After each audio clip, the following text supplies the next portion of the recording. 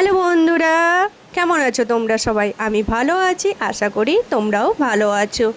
এটা মনে হয় পঞ্চমী না ষষ্ঠীর যে কোনো একটা দিন, ঠিক মনে পড়ছে না, কারণ ওই দুদিনই অন্তুর বাড়িতে ছিল না, ওর ডিউটি ছিল। তো আমরা মা বাবা আমরা ঠাকুর দেখতে গেছিলাম, আর অন্তুর সাথেও বেরিয়েছিলাম, কারণ অন্তুকে না হলে দেখানোই যাবে না, তাই অন্তুর সাথেও বেরিয়েছিলাম। সেই ভিডিওটা এই ভিডিওর সাথে অ্যাটাচ করে দিচ্ছি। এবারে আমলাগুড়ার থিম ছিল পুরীর জগন্নাথ মন্দির। বৃষ্টির কারণে তো এরা ভালো করে তৈরিই করতে পারছিল না। এবারে বৃষ্টির পরিমাণটা কী পরিমাণে হয়েছিল, তাও ভালো। ষষ্ঠী, পঞ্চমী, চতুর্থী থেকে একবারে নবমী পর্যন্ত কোনো বৃষ্টি হয়নি। দশমীর দিন বৃষ্টি হয়েছিল, একাদশী দিন তো আর বলার কথা নেই, অঝোরে বৃষ্টি পড়েছিল। বৃষ্টির কারণে প্যান্ডেলে যেমন মানুষের আনাগোনাও কমে যায়, আর এত কষ্ট করে কারুকার্য করেছে তোমরাই বলো, এইগুলো বৃথা হয়ে যায়। কারণ এই কদিনের জন্যই তো এত আয়োজন, তাই না? আর এনকে কি সুন্দরভাবে এঁকেছে, তাই না? কি সুন্দরভাবে ফুটিয়ে তুলেছে। চলো তোমাদেরকে ভিতরে দেখিয়ে নিয়ে যাচ্ছি, যতটা সম্ভব তোমাদেরকে দেখানোর চেষ্টা করব। সত্যি বলছি, পুরীর জগন্নাথ মন্দিরের আদলে করেছে ঠিকই, কিন্তু এত সুন্দর করেছে। আর প্রতিমাটা কি দারুণ, নীল রঙের উপরে প্রতিমাটা ছিল। আমরা গেছিলাম বোধনের ঠিক সময়টা, ওই সময় বোধন হচ্ছিল মনে হয়, কারণ প্রতিমার কাজ করা তখনও কমপ্লিট হয়নি, সেই কাজগুলো করছিল। আর এখানে হাতিগুলো দেখো কি সুন্দর লাগছে না? এদেরকে না তুলে আর থাকতে পারলাম না, এত সুন্দর লাগছিল। তো এখানে প্রতিমাটার ছবি ঠিক মতন আসছিল না, কারণ এখানে কাজ হচ্ছিল। তো অন্তুর সাথে যেদিন এসেছিলাম ওই দিন প্রতিমাটা খুব ভালোভাবে আমরা ছবি তুলেছিলাম। লাইট, প্যান্ডেল, কারুকার্য এত সুন্দরভাবে প্রত্যেকটা জিনিস ফুটিয়ে তুলেছে। তারপর মা বাবার কিছু ছবি তুলে নিয়েছিলাম আমি। আর মা আসবোটাই ঠিক আছে, মা এলো আর গেল, মানে মনে হয় একটা ঘুমের অপেক্ষা, শুধু ঘুম থেকে উঠলাম, দশমী চলে এলো, আর এক রাস মন খারাপ চলে আসে।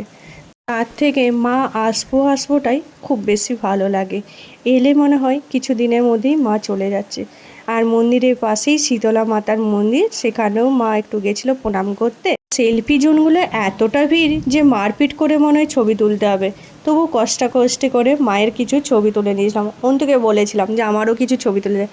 অন্তু বলছে এগুলোতে এত কালো লাগবে, কিছু বলার নেই, আর তার চেয়ে না তোলাই ভালো। তাই প্রথম দিন যেদিন মা বাবার সাথে আমি এসেছিলাম, সেদিন মায়ের কিছু ছবি আমি তুলে দিয়েছিলাম। মাকে কি সুন্দর আর মিষ্টি দেখতে লাগছে, তাই না? মাকে দারুণ লাগছিল এখানে। আর এখানে দেখো একের পর এক লাইন দিয়েই আছে, কখন তুলবো তার কোনো ঠিক নেই। তবুও তো এই দিন কম ভিড় ছিল, সপ্তমী অষ্টমী নবমী দিন যা ভিড় ছিল, মানে কিছু বলার নেই। আমি তো অনেককে দেখলাম আবার ভোরবেলায় এসে এই সেলফি জোনের ছবি তুলে গেছে। কি আর করবে, সন্ধ্যেবেলায় যদি চান্স না পাই তো ভোরবেলায় আসতে হবে। আর তোমাদেরকে বললাম না, এবারে পুজোয় একটা জিনিস কমন না আছে, সেটা হলো অনুষ্ঠান, আর দ্বিতীয় হলো ভূত। আর এই ভূতের কাছে বাচ্চারা যেতে এত ভয় পাচ্ছিল, কিছু বাচ্চারা তো এর কাছে যাওয়ার আগেই কাঁদতে শিখেছিল। ভূতের কাছে সাউন্ডটা এমন দিয়েছে নিজেরই ভয় লেগে যাবে, তার উপরে এই লাইটিংগুলো, সত্যি বলছি ঘুমের ঘরে এগুলো চলে এলে ভয়েই মানুষ অর্ধেক শুকিয়ে যাবে। কমলাগুড়ার মাঠে দুটো ভূতনিকে দুটো গাছের তলে এরকম নামিয়ে দিয়েছিল। বাচ্চারা তো এইদিকে আর ঘুরেও তাকায়নি, এতটাই ভয়ানক লাগছিল। আর সাউন্ডগুলো শুনলে সত্যি গায়ে কাঁটা দিয়ে দেবে।